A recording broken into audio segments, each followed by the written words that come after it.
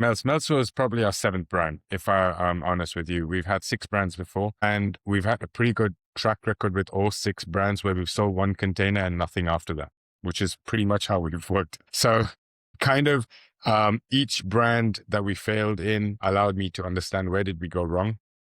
How do we make the next brand better? But then when the next brand came in, we repeated the same mistake and we repeated the same mistake. And it got to the point where we're like, okay, maybe we should not be building brands. Maybe we should just stick to what we're doing best. But when we came up with Meltz, I think there was something different because international trading there are no boundaries. There are no geographical boundaries. There's no product boundaries. There's nothing there.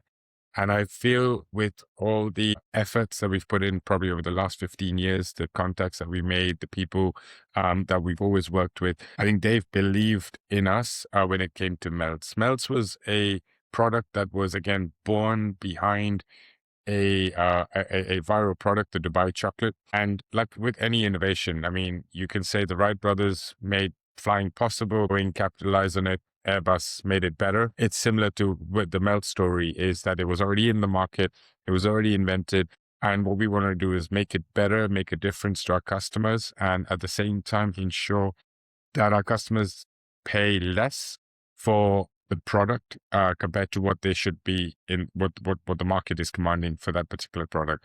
So it was a little bit different. And I think FMCG did help out because it did help out with the distribution, it helped out with the pricing, and it helped out with understanding what people want, basically. So I guess, because you said you started, it's a seventh brand now, basically. So the other six, like, what would you say was, I guess, what was different about Meltz? I mean, what were the reasons why those six didn't work out, but Meltz did, for example? Was it a trend? Was it something else? Like, what kind of, would you say was, the reason? I think it's more experience. I think we learned. To give you an example, we came up with a brand called Okashi. Okashi was our syrups, and it was basically a rival to Monin. We were making it in the same factory as 1883 before 1883 became very popular across a lot of the markets. So we thought, and we obviously have always focused on high quality. And I believe where we've gone wrong in a lot of the products that we've made, whether it was the protein powders that we've worked on, the Okashi syrups that we worked on. We even got into the hand sanitizer trend when it was there. I think the issue we came up is we've always been premium in the market, and we've never understood the concept of anything less than premium. Our core focus as a business has always been delivering quality.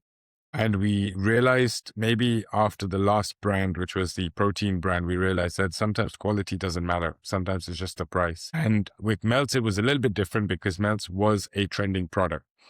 What we did was from the outset, we decided that we're not only going to target the trend pistachio or the trend of hazelnut, we're going to come up with something different. And I think we were the first company in the world that came up with 9 different flavors of Dubai chocolate comparative to anyone else. And I think that just gave us the edge over the others, and it allowed us to ensure that, we have a strong footing in the business. So was it 9 flavors right off the bat, or it was like a few flavors you launched initially up front? No, it was 9 flavors at the outset. To give you, like, for example, 2 frames, I didn't know Dubai chocolate, to be totally honest. I didn't know anything up until probably July of 2024. And I got my team to work on it. So again, I was very fortunate. I had a very good team. I had a very good design team.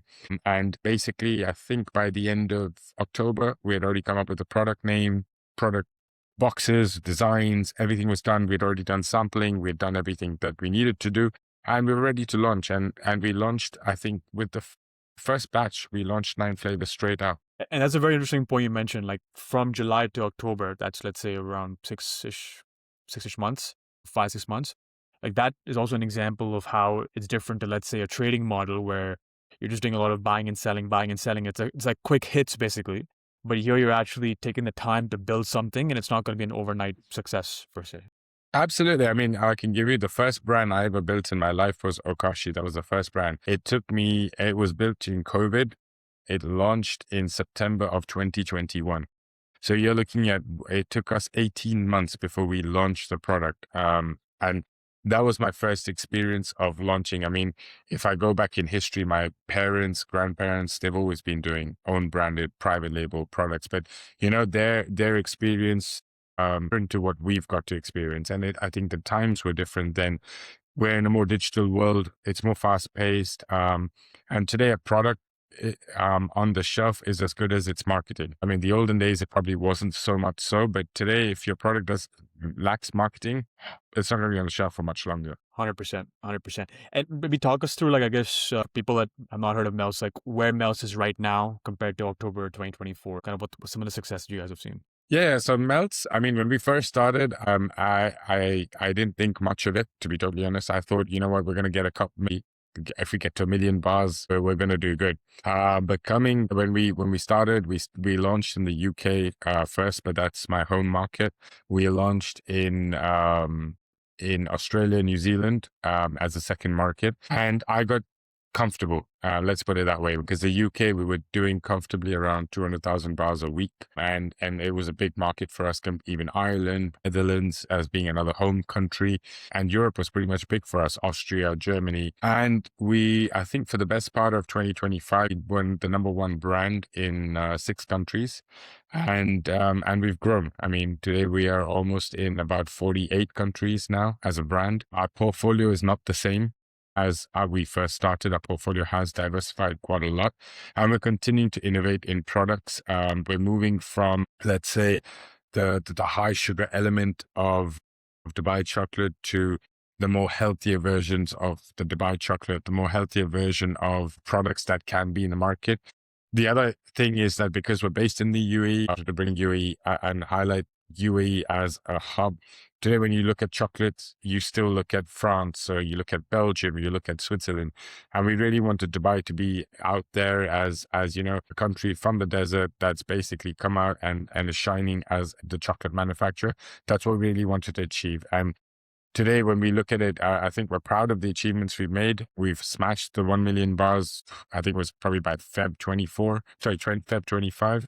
And yeah, we've not looked back since then. So for us, I think it's been an incredible journey. It's been a very exciting journey, and along the way, we've learned a lot. We've learned a lot about manufacturing, the flaws of manufacturing, the flaws of shipping, and a lot of things that have come our way.